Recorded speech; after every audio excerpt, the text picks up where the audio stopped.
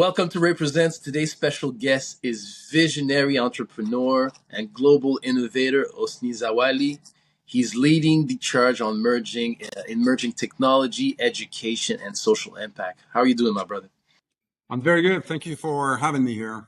Hey, thanks for being with me. I had a pleasure to meet you a few months ago at Resolution 2024, Resolution 2024, and I was blown away by your presentation.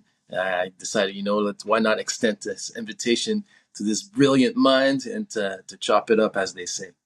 So, thank you. Thanks So, so can much. you share your journey from from founding Voilà Community Help to lecturing at Stanford University, and what inspired your focus on entrepreneurship? So when I first came to North America, I had to solve one problem. One of the big problems that I had to solve was the fact that I needed to speak English.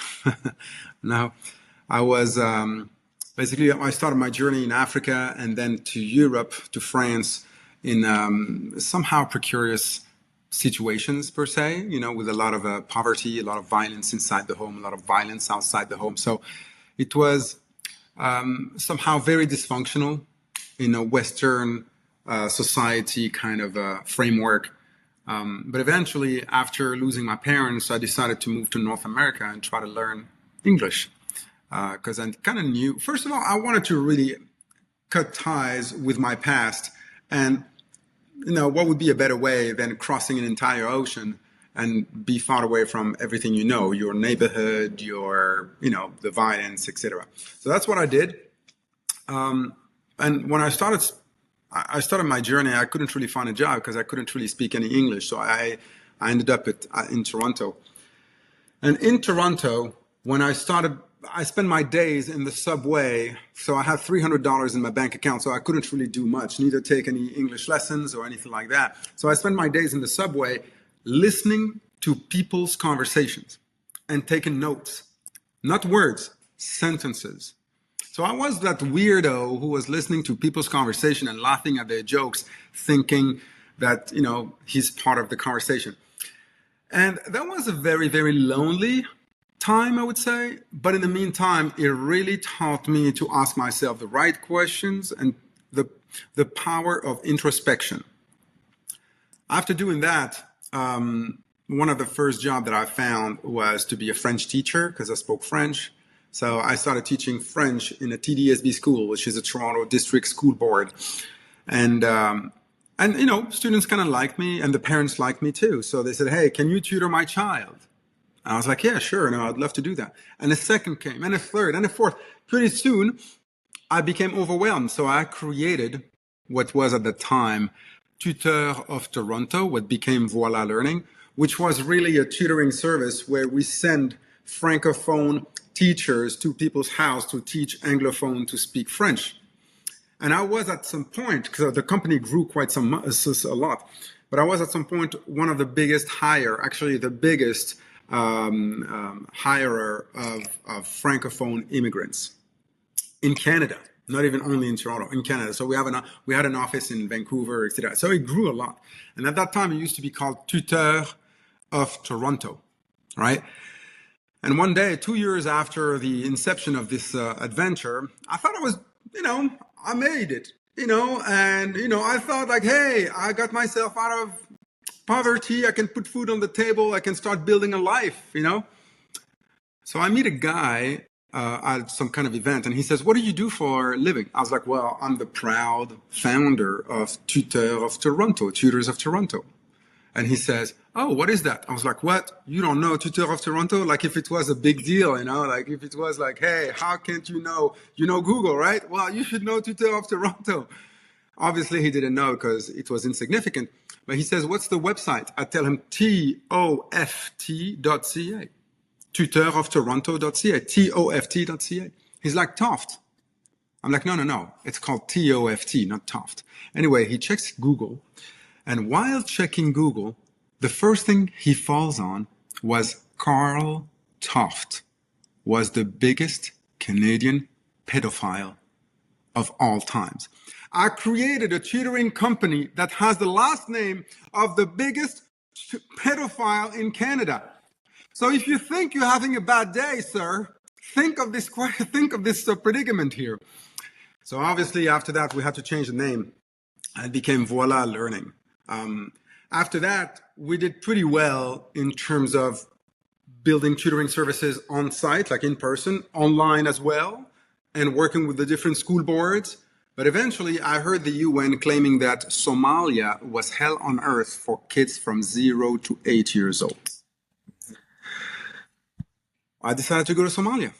So I went to Somalia, and after a month and a half spent there, we connected a few schools. We connected the students with iPads that could connect them to teachers in Canada and the US.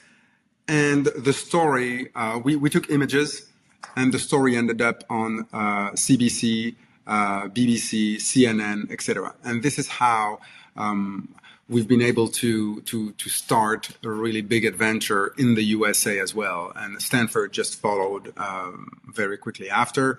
They created the LEAD program, which was an online program for executives. And I was really lucky to be part of this adventure from the get-go. And it's been 10 years. We're going to be celebrating the 10 years of at Stanford. And I was one of the first leaders, per se, from that time. So I have a lot of gratitude, and I've been extremely lucky to follow amazing people in California and at that university. Wow, what a story. Thank you for sharing this. This is amazing. This is why I love doing this, hearing the background of, how things get started. It's amazing. I know I shouldn't laugh about that incident with the name of your first company, but it's quite the story. And, you caught my attention when you said that you decided to go in the subway and take notes. This is quite the approach to learning. Like you already knew that I need to learn English, and this is a way by listening to people talking and taking notes. That's good for you. But it wasn't necessarily only about the English. It was also because of constraints, financial constraints. I didn't have any money, so I couldn't really go to clubbing or buy food or go to restaurants. So the subway became kind of my my lab. It's almost like a lab for me. And it wasn't only for English. It was also to take the pulse of society, to know who are these people, how do they interact with each other, which was very different to what I've left in Africa and what I've left in Europe, in France, right? The society here was way more chill, way more respectful of people's spaces, way less aggressive. And I was like, hey, despite the cold, I might want to build a life here in Toronto. And then I fell on a newspaper where Prince, do you know the artist Prince?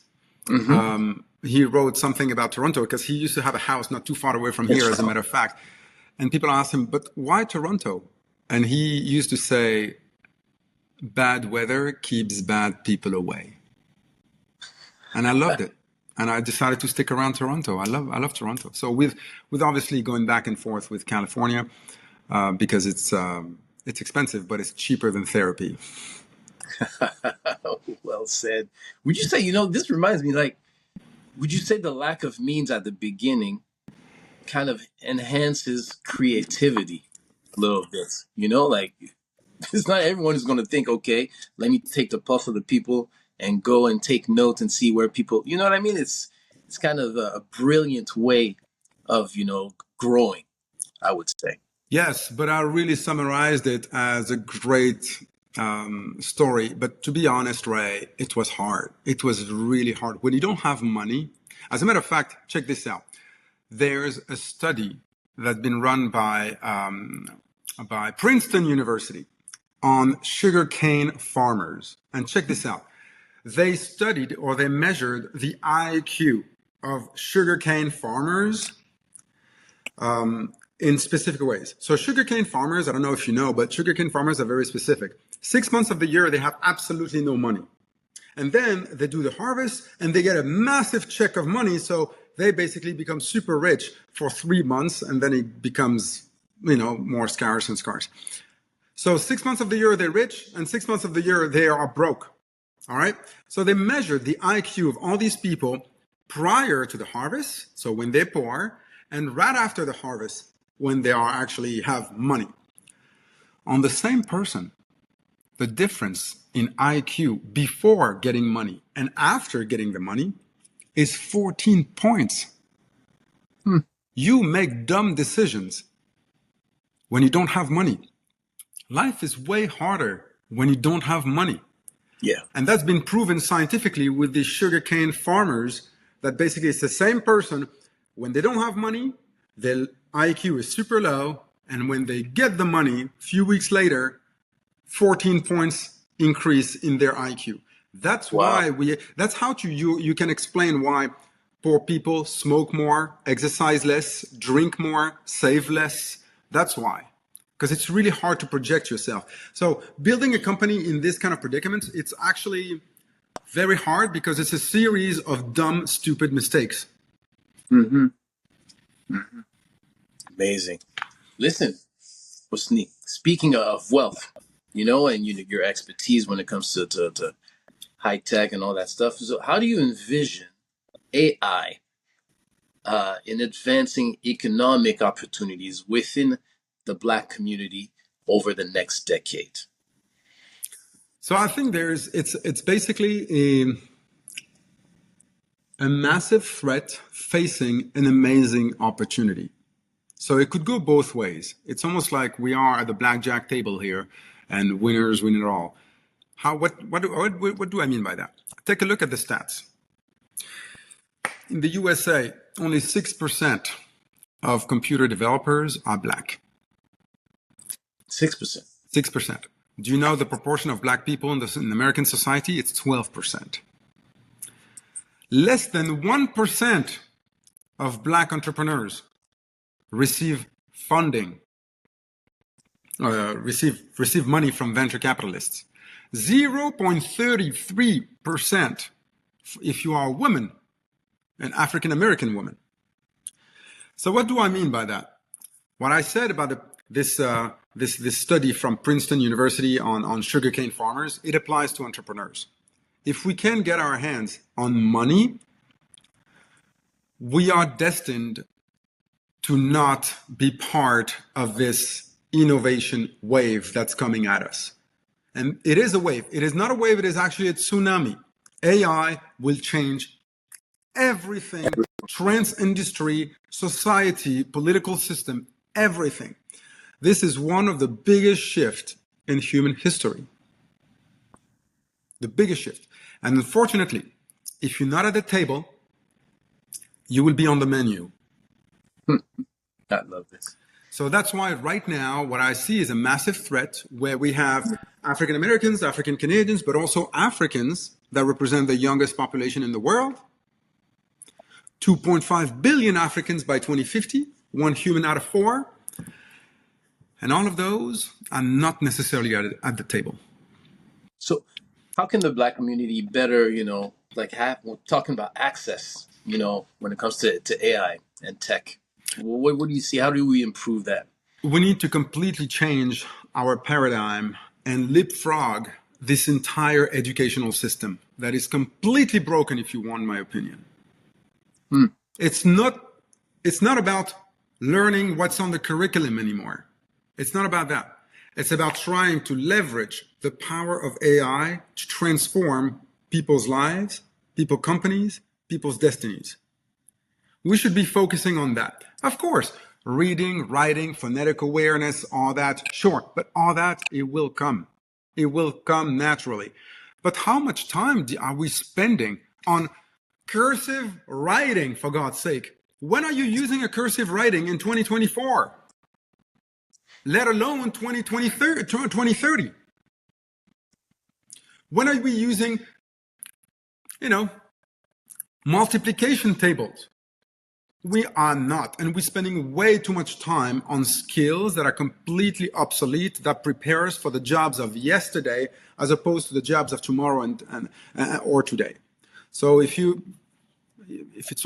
was up to me, I will focus entirely on changing the paradigm, on saying like every Black kid should have a AI tutor, an AI collaborator that will help him navigate this new world we live in. Mm-hmm. Don't expect your teacher to tell you that, because the teachers are definitely part of the problem. Because for them, they have been, brainwashed to teach in a certain way, to follow a specific curriculum that is completely obsolete, and they don't want to change that. They are 5 Do years. school boards approach you? Do school boards approach you to say, hey, you know what? We realize that, we're not doing things, the right way. How can we improve and, with this new technology that's here before us? So Do we they have two approach you? types. We have two types of school boards. You have the school board that approach me and say, hey, could you please come and talk to our 800 teachers? And I come, and the idea is that after my talk, everybody feels empowered, knowing that AI will make the job of a teacher way easier and way more interesting. And then you have the school boards who are terrified by what I'm going to say. And they're just putting their head in the sand, and they say, well, there's no policy from the Ministry of Education, so we don't want to do anything until there's a policy. And then you go to the Ministry of Education, and they tell you, well, we don't really know how to approach this, so we're going to run a campaign on vaping. I'm like, there's a tsunami coming. I'm giving you a possibility to build a raft or to build, a shelter.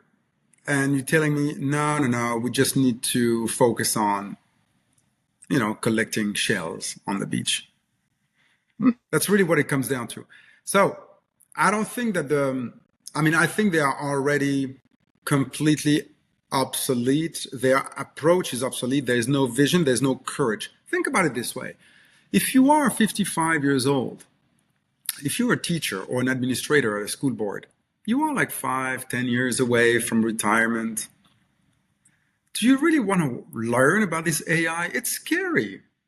It's really scary. And subconsciously, you try to think that, oh, well, it's not going to really affect us. Not that much. No, trust me. This is going to be bigger than the invention of electricity. It's going to be way faster. The deployment of electricity took 100 years. ChatGPT reached 1 million users in 5 days. Wow. It's going to be brutal. Your students will be able to use AI before you are able to understand what happened to you. Wow. So give me a glimpse of what's coming. What's ahead of time? Because right now, okay, ChatGPT is great, it makes things faster. People are starting to implement this in the workplace, in the medical field, in every sector. But what do you see that I don't? That right now, it's coming next. Get ready, Ray. So think about it this way. Right now, AI can, with large language models, can build great sentences and can build the logic of your text, of your strategy, of anything you want. I mean, for God's sake, last time I just opened my fridge. I took a picture of what's in my fridge. I put it on ChatGPT. I said, analyze the picture and make me a meal with only 3,500 calories with whatever I have. And it's done it pretty well. Yeah.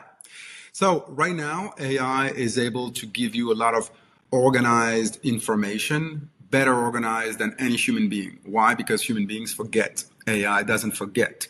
It combines and compounds so much information and is able to organize that in a much more comprehensive way. That's the first step, and we are in it right now. So when it comes to assignments, when it comes to marketing plans, when it comes to how to pitch a VC, it can really help you. But within the maximum next year, just in the next few months, AI will be able to do things for you. That's instead of intellectual quotient, it's going to be an actionable quotient. So basically, soon enough, I will be able to say, hey, ChatGPT or Google or Azure, and I say, I have 17 trips in 2025. I would like you to connect to my Google Calendar. Here's the credentials. I would like you to book all the flights, only business class, all the hotels, 3 stars minimum, and organize all the trips of all my business trips around the world. And within minutes, it will be able to do that for you as long as you give them your credit card. Now, it seems scary, but you're giving your credit card online every single day. This one here is an AI that's going to do it way faster and way better than you. Remember, AI doesn't need to be perfect. It just needs to be better than you. And it is already much better than you. So that's an actionable AI. It's going to happen very soon. So it's going to make life. So if you want, I give this analogy of the fridge. So refrigerators at the beginning, they used to create a huge amount of value. Why? Because you can put your food in it and your food doesn't go bad. So, it's huge in terms of value creation. And people used to pay a lot of money for a fridge back in the days. Only the rich were able to get a fridge, right? But eventually the Koreans started making fridges, the Vietnamese, the French, the Germans. And the price of a fridge compared to the life standards, it went down. So now everybody has a fridge. Everybody who's listening to us right now has a fridge. So the value creation is still huge for everybody, but the value capture, they're making less and less money. So my question to you is, if the value is so big and the capture of this value is so small, who captured the rest? Coca-Cola, agro-food. They are the ones who captured the value created by the fridge. Well, AI is the same thing than a fridge.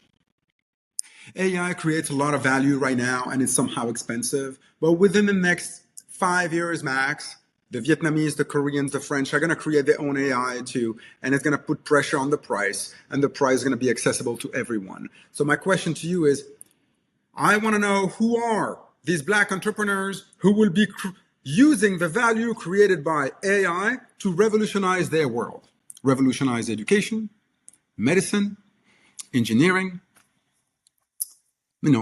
society, psychology, everything. Use AI to revolutionize your world. Can you talk to me about the biases?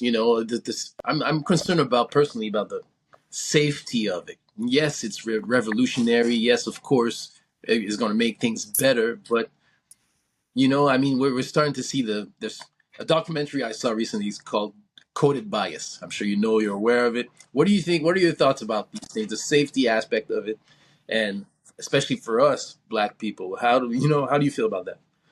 Once again, if you're not at the table, you'll be on the menu. On menu. What does it mean? It means that if we Black entrepreneurs or Black people do not use AI, don't be surprised that AI is also very biased or completely disregarding your perspective of the world. So that's one thing. And the second thing is, honestly, the algorithm is becoming so much better in terms of these biases that they have there are a lot of other risks than the bias. The bias is actually not that much of a risk. It is right now, but we are readjusting a few little things, few parameters to actually make it way less biased. So I'm not necessarily worried about that. It's really showing great progress. So, a few months ago, you used to put, I used to make this this experiment when I say, what was it?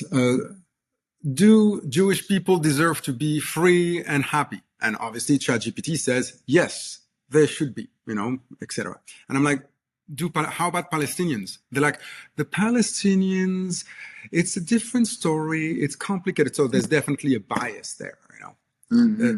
And now it's obviously fixed. Now it says, well, Jewish people should be free, of course, and Palestinians also should be free, and they should be happy like any other society. Same thing applies to Black people. Same thing applies to women.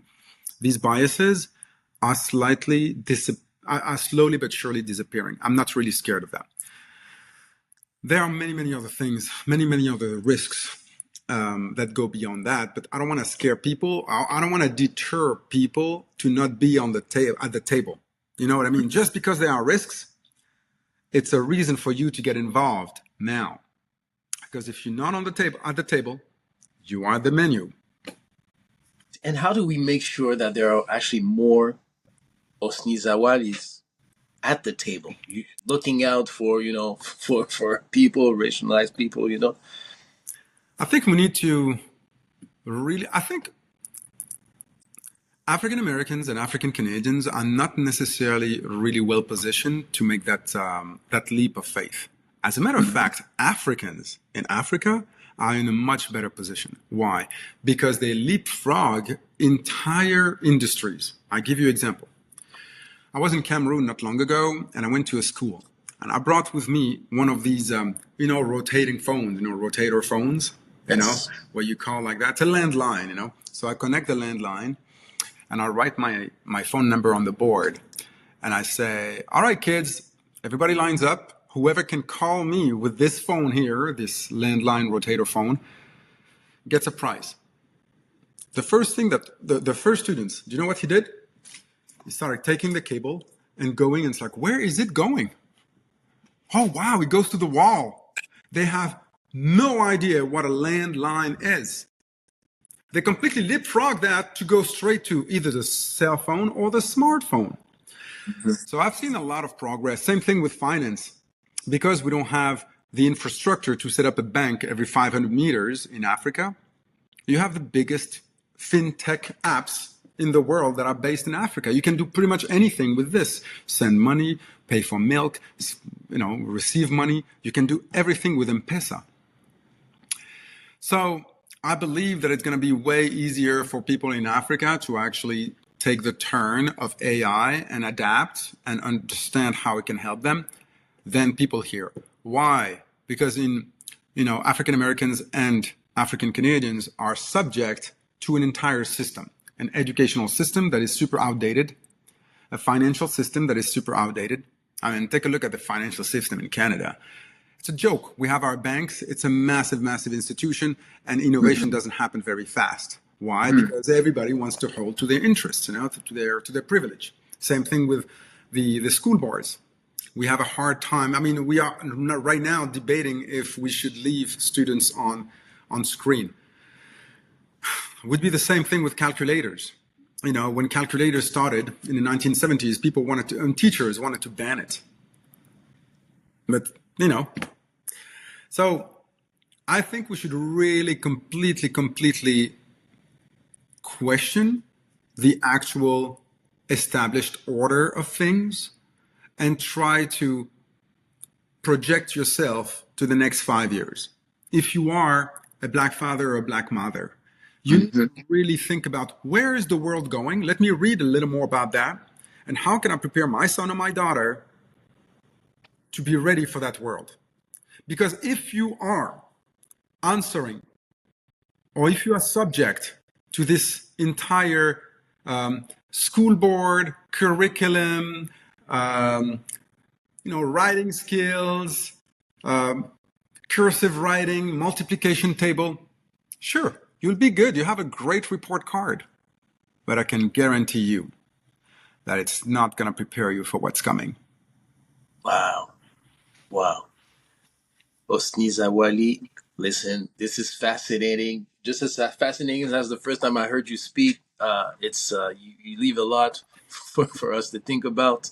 I appreciate your time. I like to end my conversation with this phrase: "It's we learn today and we lead tomorrow." So thank you for leading the way in your field, and I'm sure we'll see each other again really soon, my brother. I appreciate you. Ray, thank you so much for your show. I believe that shows like yours will make a difference to help us leapfrog the established order and to prepare us for the future. There's a huge opportunity for Black folks like me and black kids as well to really surf and take advantage of this new wave that's coming. Brother, I hope that in 10 years, you and I will be speaking and say, hey, apparently African Americans and African Canadians are the ones who are the better positioned to take advantage of the value created by AI. And they created companies, they created educational programs based on AI, medicine based on AI. We can make it happen. We just need to change our paradigm. Appreciate you, Hosni. Take care, guys.